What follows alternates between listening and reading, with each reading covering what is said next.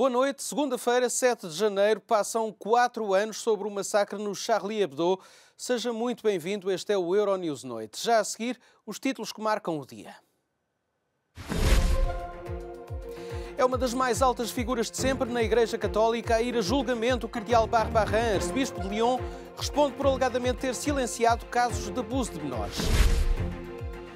Demitiu-se o presidente do Banco Mundial, Jim Yong Kim, deixa o cargo já no dia 1 de fevereiro.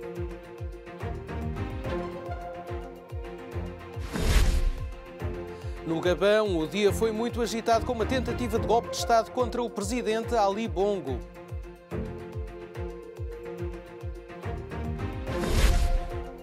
Bohemian Rhapsody, o filme sobre os Queen, foi o grande vencedor dos Globos de Ouro. Saiba tudo mais à frente.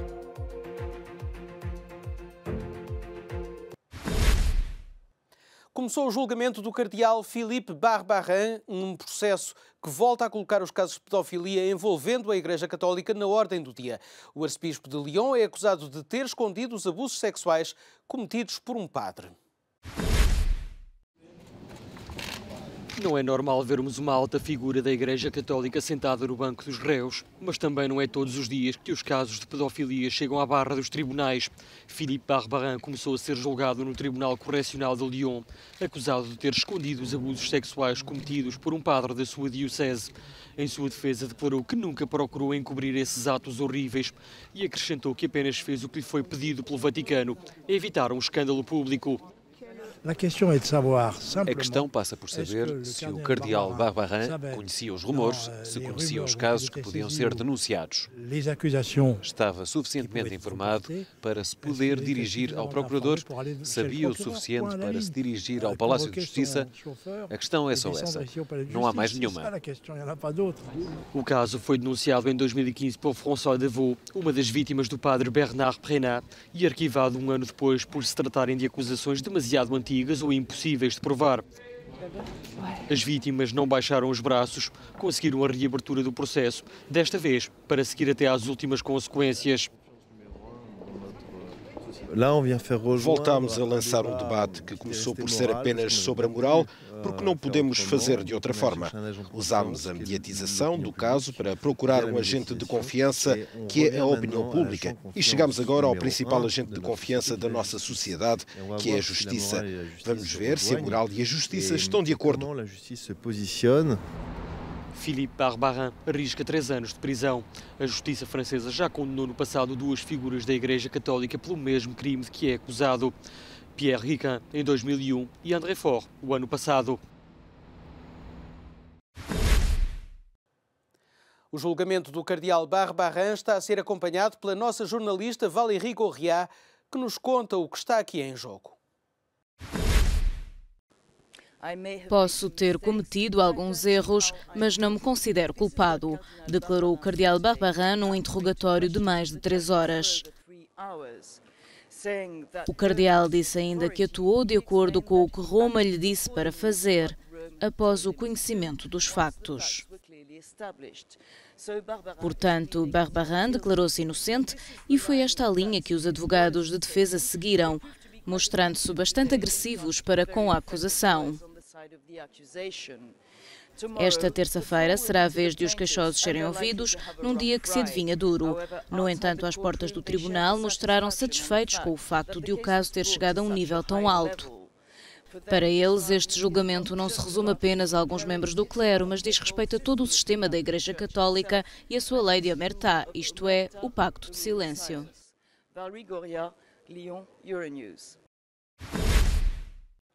São escândalos que têm acontecido em vários pontos do globo e que não deixam o Papa indiferente. No dia em que começou o julgamento do cardeal Barbarin, Francisco promete mais justiça para os menores vítimas de abusos sexuais por membros do clero. O Vaticano entra em 2019 com um novo compromisso, o combate ao abuso sexual de menores, uma garantia dada pelo Papa Francisco durante o encontro anual com o corpo diplomático acreditado no Vaticano. Não posso permanecer em silêncio diante de uma das pragas do nosso tempo e que, infelizmente, também tem implicado vários membros do clero. O abuso de menores é um dos mais hediondos e vis crimes possíveis. Já em dezembro, o líder da Igreja Católica tinha prometido não deixar impunes aquilo a que chamou as abominações na Igreja. Em resposta a uma convocatória do Papa, os presidentes de conferências episcopais de todo o mundo vão reunir-se no final de fevereiro numa cimeira sobre proteção de menores. O Papa falou também sobre o tema das migrações. O Parlamento e a Comissão Europeia lamentam que os governos não adotem a nova legislação sobre asilo e continuem a fechar os portos a barcos, o que levou a novos apelos de solidariedade por parte do Papa. É uma reportagem da nossa correspondente em Bruxelas, Isabel Marques da Silva. O Papa apelou para maior solidariedade para com os 49 migrantes impedidos de desembarcar num porto europeu desde o final de dezembro. A Comissão Europeia garantiu segunda-feira que está em intenso contacto telefónico com vários Estados-membros para encontrar uma solução. Mas é vital que os países adotem a reforma da chamada legislação de Dublin, acrescentou o porta-voz. Esperamos sinceramente que, com a ajuda da presidência romena da União Europeia, possamos concluir esta importante vertente das nossas políticas de migração o mais rapidamente possível e, de preferência, antes das eleições para o Parlamento Europeu. Em causa está um pacote de novas medidas sobre a entrada e distribuição de requerentes de asilo elaborada em Bruxelas. Uma eurodeputada de Malta diz que a solidariedade é uma palavra vazia para certos governos. Temos de ver que haverá eleições europeias dentro de 5 meses e que os cidadãos exigem soluções claras para o desafio da migração. É uma pena ver governos de alguns grandes países a intimidarem países mais pequenos por causa das suas posições. O Parlamento Europeu está a analisar o refinanciamento do Fundo para Asilo e Migração na ordem dos 10 mil milhões de euros até 2027. Mas o dinheiro não será suficiente para resolver o impasse, diz uma eurodeputada italiana. O Conselho Europeu poderia alterar o regulamento de Dublin por maioria qualificada, mas determinaram que seria por unanimidade. Sabemos bem que nunca será possível ter unanimidade. Mas o mais grave neste momento é que se fala como se estivessem em causa objetos e não seres humanos. Antes de tudo, devemos salvar vidas humanas. A União Europeia voltará a debater o tema da migração com maior detalhe numa cimeira com países da Liga Árabe no Cairo no final de fevereiro. Foi uma decisão surpresa. O sul-coreano Jim Yong Kim, presidente do Banco Mundial, anunciou a demissão.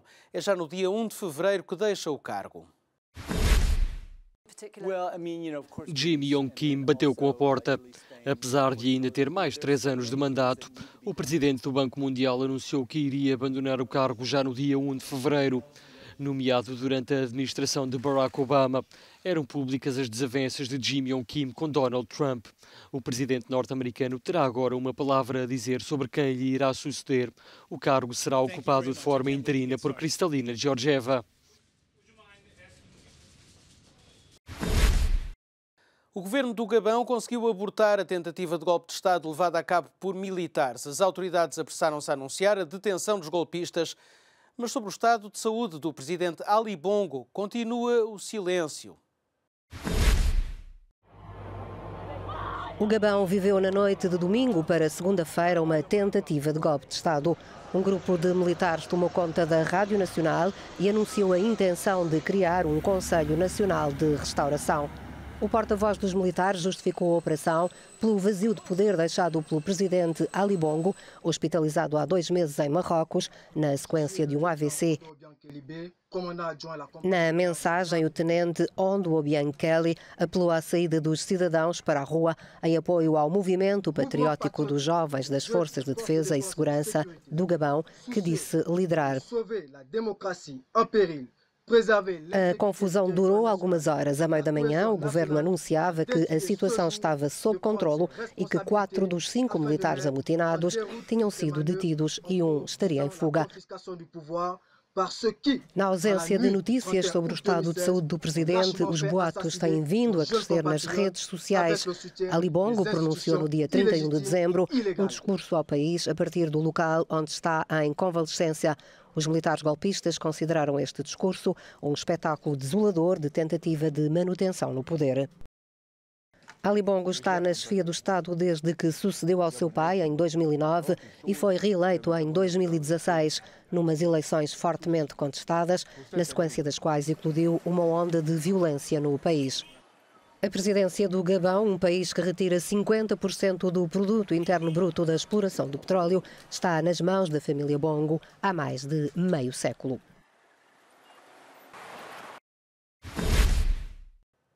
A jovem saudita ameaçada de morte no país de origem vai, pelo menos por enquanto, permanecer na Tailândia.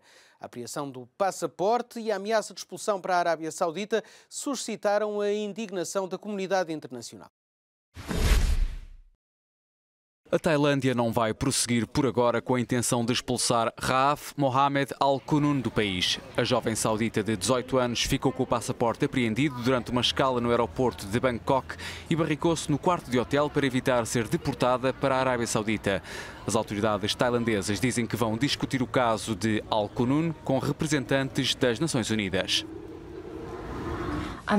Não vou sair do meu quarto até ver alguém do Acnur. Quero asilo. A jovem diz-se vítima de abusos e de ameaças de morte por parte da família. A organização não-governamental Human Rights Watch lembra que, por ter fugido da Arábia Saudita, Al-Qunun corre também um sério risco de ter de enfrentar acusações criminais. A Tailândia deve permitir que a Agência de Refugiados da ONU tenha acesso a ela. Devem deixar que o Acnur decida se ela é ou não refugiada e respeite isso. Ou a Tailândia poderia deixá-la seguir para a Austrália, devolver-lhe o passaporte e certificar-se de que está em condições de viajar. Ela tem um visto australiano válido. Qualquer uma das opções serve. O que é importante é que não seja mandada de volta para a Arábia Saudita. Não deve ser enviada de volta para o perigo. Dos abusos de que foi vítima, a jovem conta que foi forçada pelos familiares a ficar fechada no quarto durante 6 meses por ter cortado o cabelo.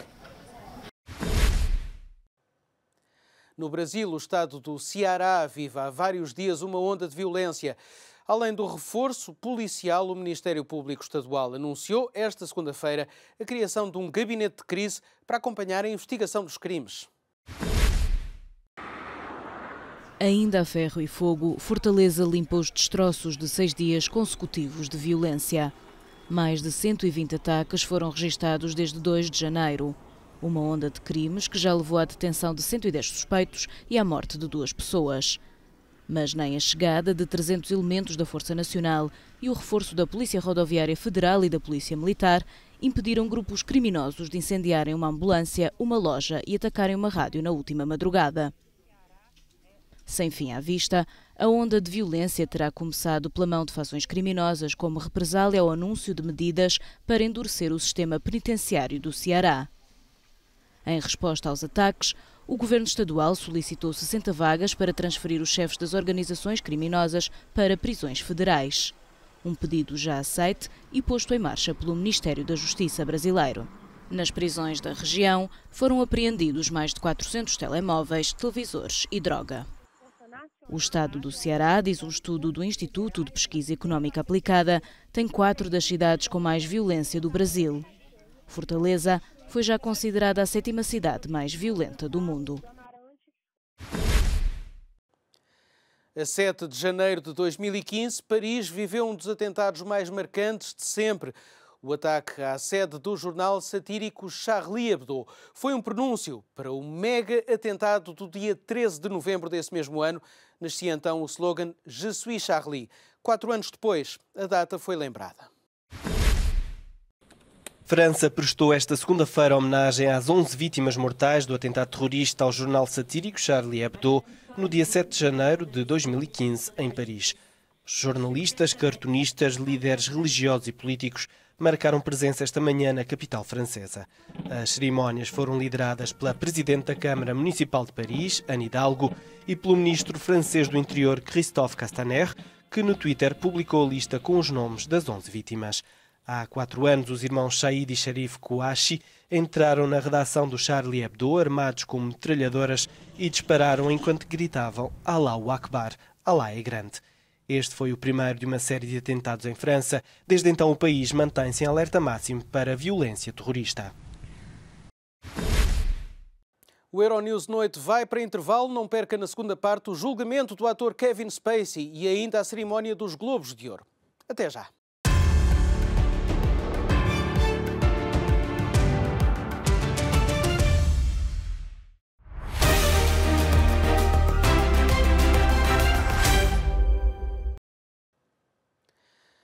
Euronews Noite, segunda parte, ainda as manifestações dos coletes amarelos em França, as imagens de um homem a agredir repetidamente um polícia.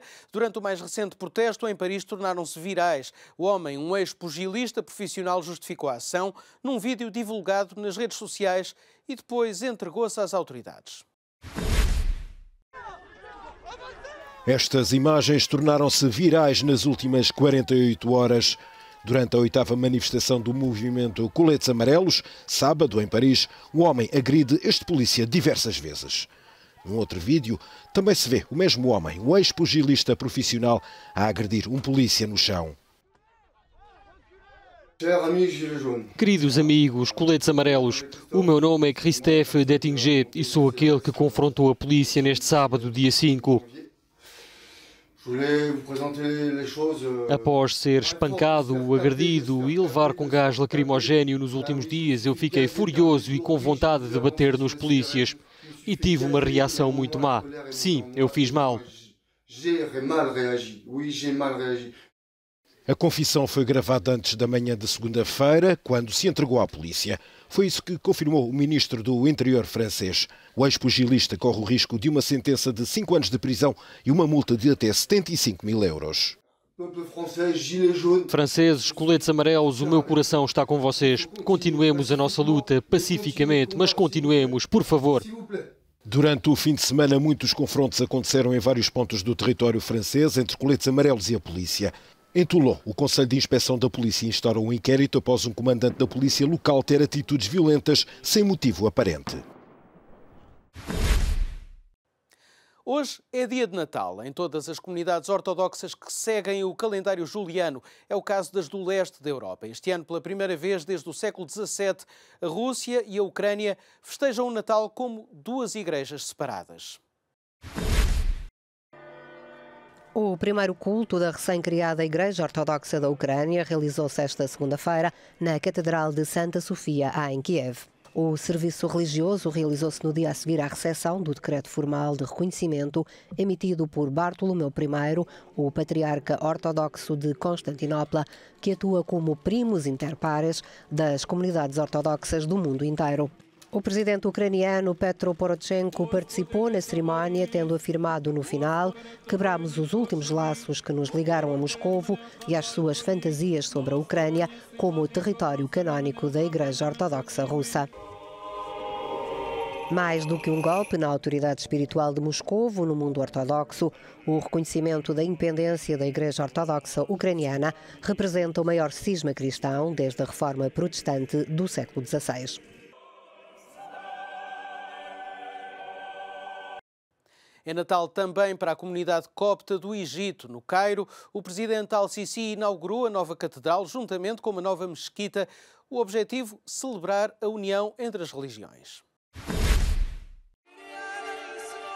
O presidente egípcio Abdul Fattah al-Sisi inaugurou a maior catedral e mesquita na nova capital administrativa do Egito. A primeira cerimónia simbólica aconteceu no domingo, um dia antes do Natal copta, debaixo de fortes medidas de segurança, depois de uma explosão mortal perto de uma igreja. O presidente diz-se contra os extremistas e disse aos fiéis que a abertura desta catedral, juntamente com a mesquita, transmite uma mensagem de união. Os cristãos coptas representam aproximadamente 10% dos quase 100 milhões de habitantes do Egito. No sábado, um polícia morreu ao tentar desativar um engenho explosivo escondido num telhado perto do Cairo. Nenhum grupo reivindicou o ataque, mas os coptas do Egito têm estado na mira do Daesh. Morreram mais de 100 pessoas em ataques jihadistas desde 2016.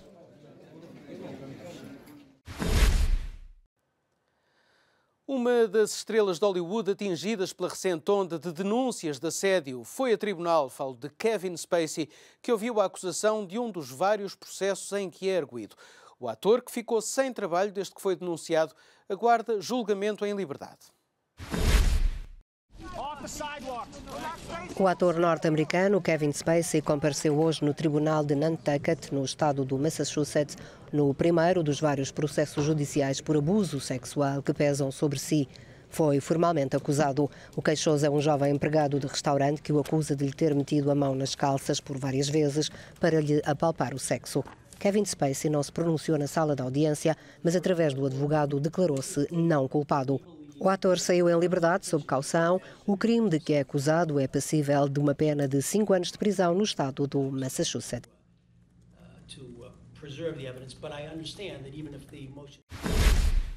Bohemian Rhapsody, o filme sobre a história dos Queen e do vocalista Freddie Mercury, foi o grande triunfador da edição deste ano dos Globos de Ouro, conhecidos como a antecâmara dos Oscars. Vamos ver alguns dos principais premiados e ficar com uma ideia do que pode acontecer a 25 de fevereiro, quando forem entregues as estatuetas douradas. Foi uma noite de surpresas nos Globos de Ouro. Rami Malek pegou no microfone, na personalidade e no carisma de Freddie Mercury no filme Bohemian Rhapsody. Saiu da cerimónia com o Globo de Melhor Ator e agradeceu ao vocalista dos Queen. O filme sobre a banda ganhou na categoria de Melhor Drama. Love, tragedy, joy. Glenn Close também surpreendeu ao vencer o Globo de Ouro de Melhor Atriz, que estava quase nas mãos de Lady Gaga pelo papel em The Wife. Lady Gaga também foi reconhecida, mas pela música Shallow, original do filme A Star is Born. Vários atores britânicos também foram reconhecidos. Olivia Colman venceu o prémio de melhor atriz de comédia ou musical pela participação em The Favourite. Did you just look at me? Look at me! How dare you! Close your eyes! If you do not go, I will start kicking you. And I will not stop. Richard Madden também desfila entre os vencedores, ganhou um Globo de melhor ator na categoria de televisão pela prestação em Bodyguard.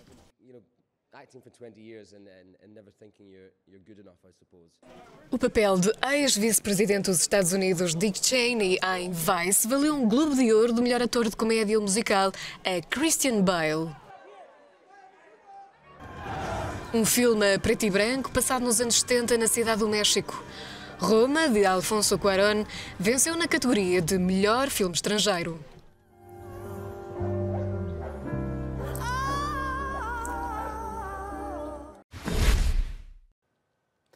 E assim vai o mundo. Obrigado por ter estado connosco. A informação continua aqui na Euronews.